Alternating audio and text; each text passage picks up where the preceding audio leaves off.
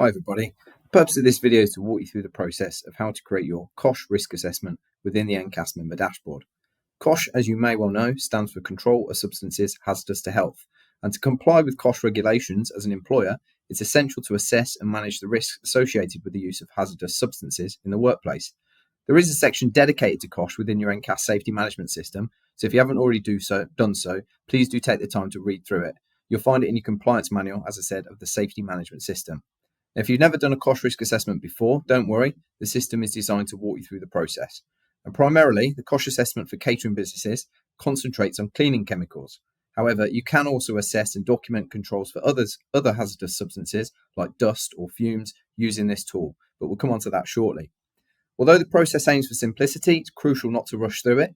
Take the time to consider the controls carefully so that the final document you produce accurately reflects the risks associated with your food and your drinks business. Okay, let's begin. So the first thing we're going to do is log in at ncas.org.uk. We're going to click this button here, and then we're just going to log in with our membership number and password.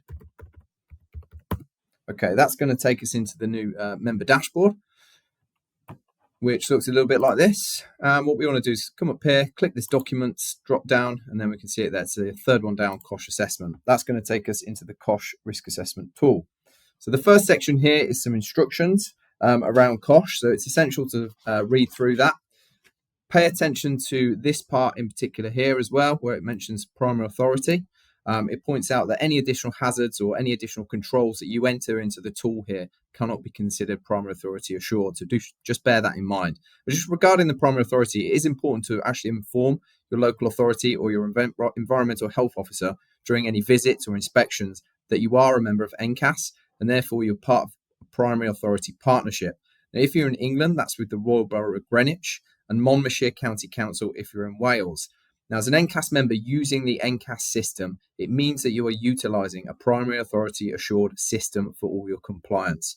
Unfortunately, the primary authority schemes are not currently available in Scotland or Northern Ireland.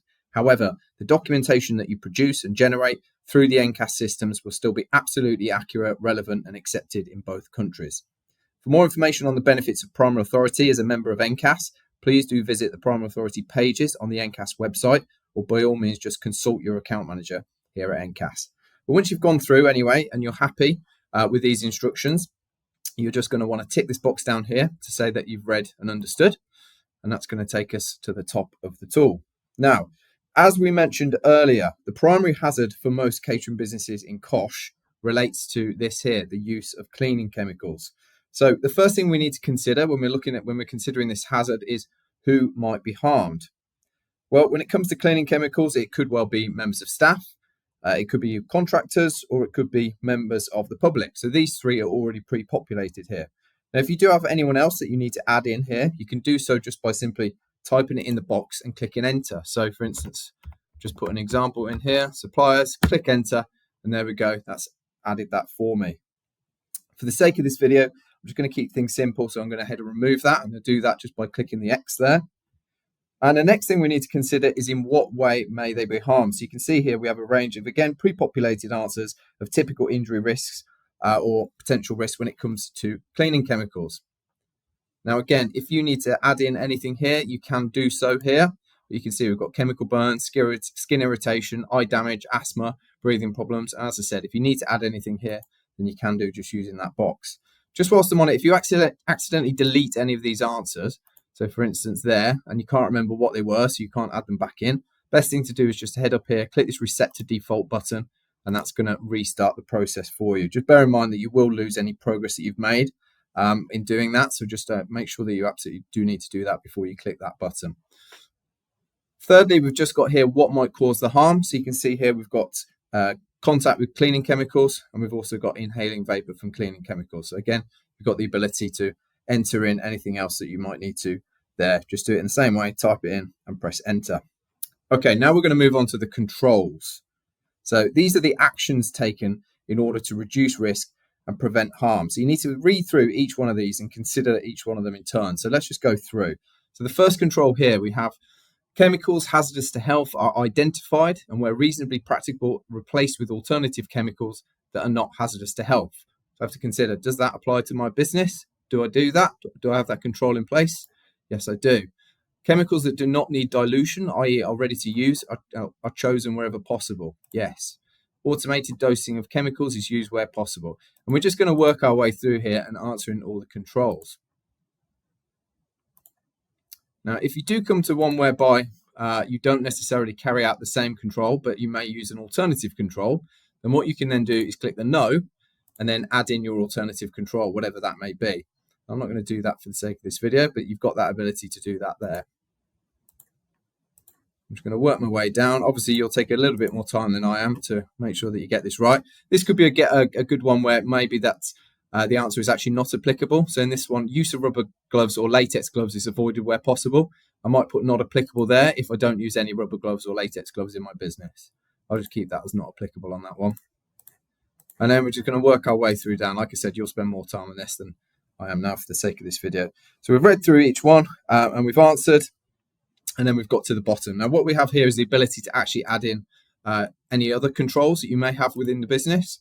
So you can do that there. You type in your control there, and then you'd probably answer yes because it's your control. If you do need to delete it, then you can just use that trash icon there. Just bear in mind that actually the pre-populated controls you can't actually delete, but you do have the ability to delete your additional controls. And then we also have this add new hazard button here. So this is what I mentioned at the beginning, to add in any potential hazards in addition to cleaning chemicals. So it may well be production of fumes.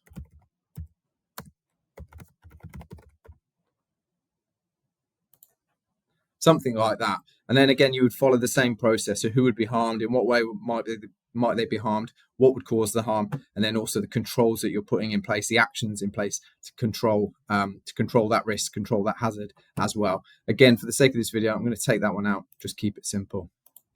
And that's it. There we go. We've answered it. We've done the COSHH assessment for the use of cleaning chemicals, which is very typical for a food and drinks business. All we need to then do is just, it's not letting me create the document. Reason for that is I haven't put in a signature. So I'm just going to put a little squiggle in. It's got my name in there. Oh, won't let me create the document, probably because I need to go, yep, tick this box here, read and understood. And there we go. When I come back down to the bottom, you'll see now the button has gone green, allowing me to click that.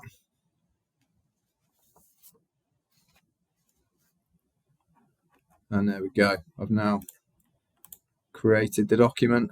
We can see it here, COSHH Assessment. I just click that button. That's then going to open a download. And it's going to load up for me. And there we go. I've got my COSHH assessment there. That's it. We've completed the process. So nice and easy. Now, just bear in mind, this will be obviously stored within your within your company documents section. You can also send it using the Send Documents button within the dashboard as well. What you'll want to do is just print off this document and include it in your policies and risk assessment section of your safety management system. Just bear in mind that if you've joined or renewed your membership and you've created this document within 5 days of joining or renewing, we'll actually print out this document and include it in your policies and risk assessment section of your safety management system for you. Just remember, all of your risk assessments, the key to your confidence in management score within your overall food hygiene rating. So again, it is critical that you can access them, that you can understand them, and then most importantly, that you are implementing those controls on a day-to-day basis. But for now, I think that brings us to the end of this video. Of course, if you do have any problems or require any assistance with this process or anything else for that matter, please don't hesitate to get in touch with us at NCAS. Thank you very much.